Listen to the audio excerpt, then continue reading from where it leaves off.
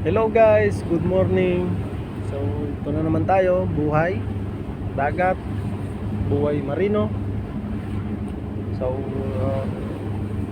ating video ngayon ay maghahatid tayo ng agent and authorities para i-check yung papeles ng barko na foreign vessel.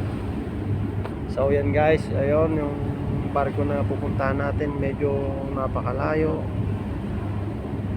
So hindi ko na na-videoan yung agent na umakyat ng barko kasi siyempre kailangan natin na focus muna sa trabaho. Ayan yung barko, bari malayo pa siya.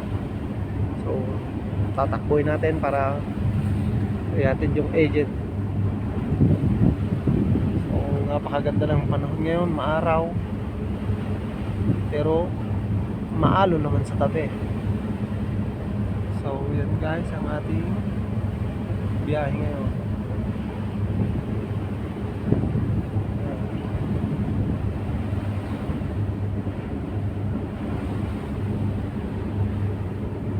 Napakaganda ng panahon.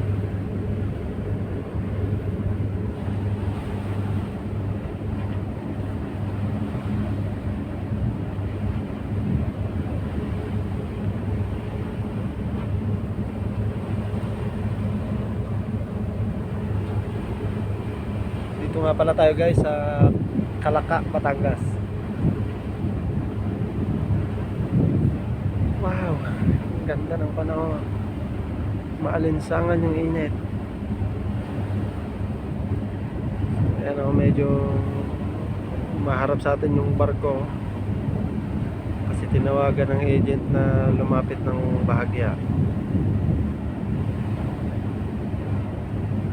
Umarap na sa atin.